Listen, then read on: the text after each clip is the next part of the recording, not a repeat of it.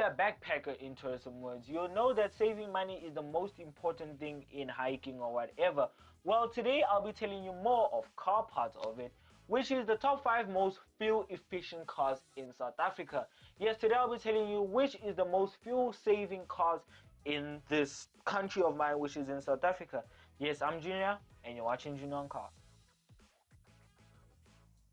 Let's get into the video. We'll start off with the 500. Well, to be specific, the Fiat 500 Dolce Vita. Yes, if you don't know the Fiat 500, it is on your screen and it's the most cutest hatchback in any car industry. Fiat has made this car look absolutely cool in some urban Italian style, but it does have a small boot and a lot of problems. But the Fiat 500 Dolce Vita is a very cruisy car. But if you want to have, you can have the Abarth model. As we know, the Abarth model is much more sporty and whatever. But let's leave that. Let's get back to the Dolce Vita. Well, the Dolce Vita will cost you around 223,000 rand, which is extremely expensive, literally.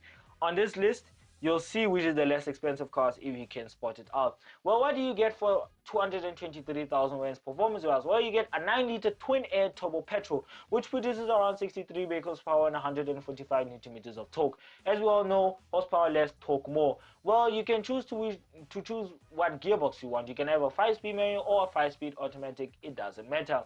Well, the claimed petrol mileage that Fiat has said in their own parts, which is around 3.8 liters over 100 kilometers.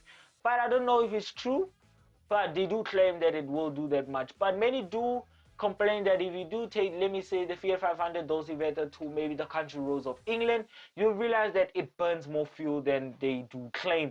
So I'm not sure if it's true, but honestly speaking, even if you take it to the country roads, Jamie Clarkson, James May and Richard Emmett have said it themselves that the car is very fun and very twizzly around corners if you take it to England roads and whatever, like I said. So it is worth it, but if you want to, you can have the sports version, which is the Abarth model, as we all know, whatever. So let's leave that one and let's get into number 2, which is a very familiar car. I do make a lot of mistakes with my English, which is the Suzuki Celero. If you haven't watched my previous video, click onto the main channel to go and watch why the Suzuki Celero is on the list. And if you don't know the video, well, the video is on the main channel if you want to watch it, literally.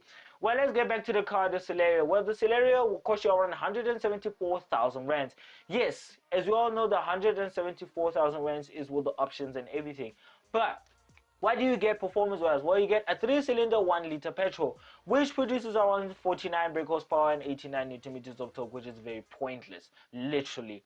It has less torque, less horsepower than a Fiat 500, literally the most smallest car, and this is a bigger car, literally, than the Fiat 500. So let's get back to the car number 2. Well, the gearbox of the Celero, you can opt to have a 5-speed manual or maybe a 5-speed automatic. It is up to you. But the reason it is more expensive and has a smaller engine and less torque and horsepower, which is very pointless, is because Suzuki has focused on giving it enough mileage. Well, the mileage of the Suzuki Celero is around 4.2 liters over 100 kilometers. So Fiat 500 has already lost this because the Fiat 500 does it over 3.8 liters and the Suzuki Celero does it over 4.2 liters. So there's a big of a difference, as you can see, and it's more expensive than the Fiat 500. But honestly speaking, already in my opinion, I'll take the 500 because it's very comfortable and looks nice. Well, let's get into number 3, which is the Toyota Aygo. Honestly speaking, from my opinion, Toyota can hate me for this one. I really don't like the Aygo.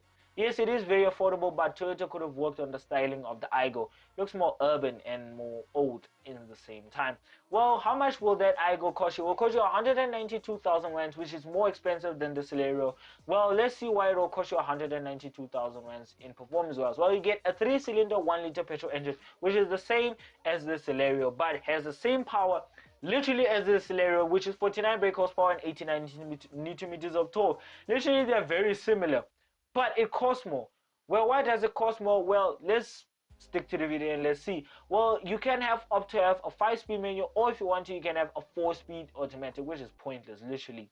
But the reason why it's more expensive is because it has more mileage than the Celero and also the Fiat 500. Well, the Celero, like I said, is 4.2 liters and the 500 is around 3.8 liters. Well, the Aygo will actually top it up with around 4.8 liters over 100 kilometers. So it is already beaten both number 1 and number 2 at the same time. So it really honestly, it is number one literally on the list of cars that you have to buy fuel efficiency style. Well, let's get into number 4 and let's see, will it be the Ignis, which is the Suzuki Ignis.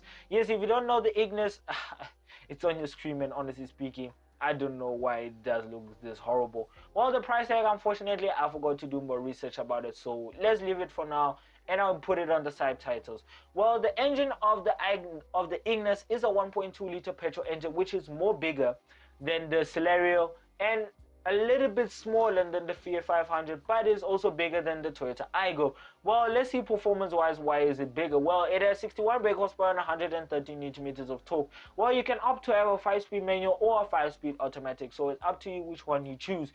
Well, let's get to the most important part of this video, which is the mileage. Well, the mileage of the Celero, like I said, is 4.2 liters over 100, and also the Fiat 500 is 3.8 over 100. Toyota Aygo, 4.8 liters over 100. Well, the Ignis will top it up with 1 liter over the Toyota Aygo, which is 4.9 over 100 kilometers. So it is already overtaken the Toyota Aygo in simple terms in facts wise. So honestly speaking, the Ignis for me is not really that cool. But like I said, Suzuki is mostly focused on, you know, warranties. As we all know, it gives you 5 warranties and whatever, and also more mileage in simple terms, and they're very reliable because honestly speaking, as a first car, I forgot to mention this in my previous video, and if you haven't watched my previous video, go and watch it, which is the top 5 most cars that teenagers should start off with. But let's get back to the video. Well, the Ignis, honestly speaking, for me is not as cool as the Jimny. Well, if you don't know the Jimny, it is on your screen, and the Jimny for me honestly looks cool and urban and all of that. Well, let's get back to the video and let's get to number 5, which is the Renault Kwid automatic.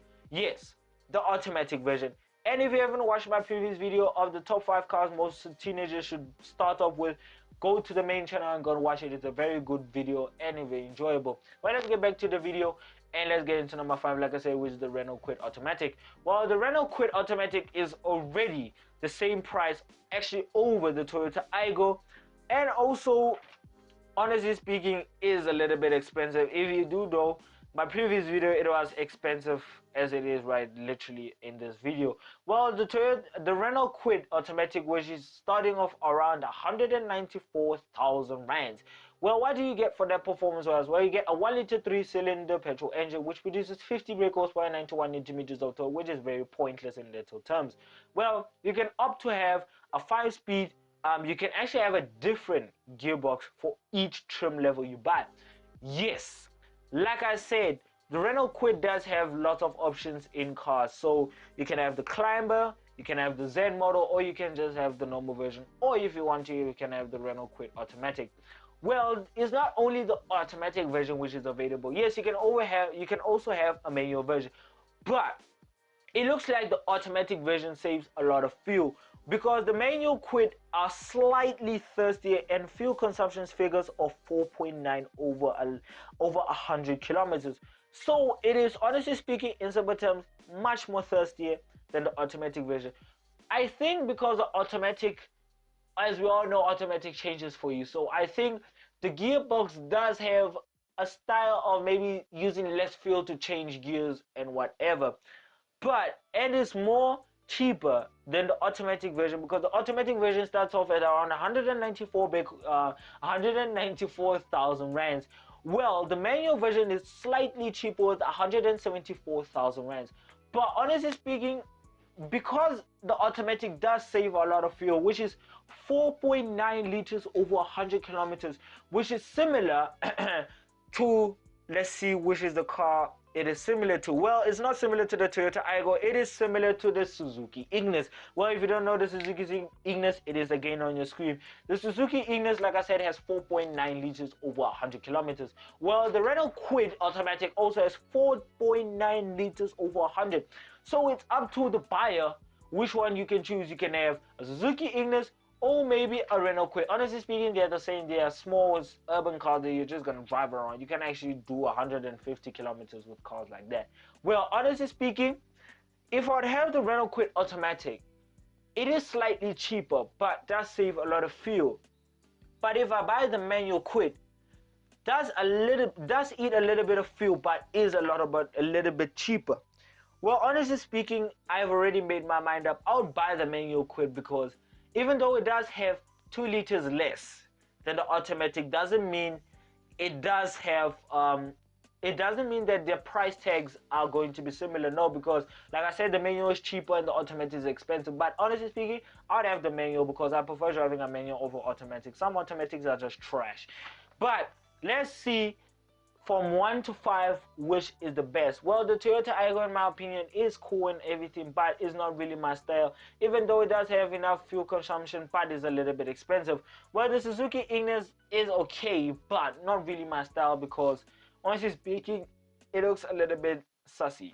Well, the Fiat 500, honestly speaking, I would literally buy it, the Dolce Vita, but I'll only buy it for one reason, which is to make it a daily driver. I wouldn't really do it long distance with it because from Kimberley to Bloemfontein is maybe around 180 kilos. So I don't really think the Fiat 500 would be nice to drive on a long road. But if I would be maybe in the sunny days of Italy, Monaco, Monte Carlo, I would cruise around with it. It is a very nice car. If you want to, you can also have the slightly soft top version, which means that you can drop the roof to enjoy the sun. Well, the Suzuki Celero is not my style, so let's just leave it. But honestly speaking, I would have the Fiat 500 because I really don't see another way of not buying the Fiat 500, honestly speaking. But it is a lot of fuel eating, unfortunately. But if I'd buy a car for fuel saving, I'll really buy the Suzuki Ignis or maybe the Renault Kwid manual. So it's up to which one you buy, but all of these cars are very fuel efficient. But honestly speaking, in my opinion, buy the Fiat 500 because it's cute, it looks nice, and you can have a soft top or maybe a hard top. So yeah, like this video, please give it a like, and if you want to watch more videos on mine, hop onto the main channel to go and watch more videos on mine. And if you want to learn more about our channel, hop onto our Instagram page, which is Junior on Cars. Same story on Twitter. And I thank everybody who watches my channel. I appreciate it. You're the people who encourage me to go and make more videos like this. So bye.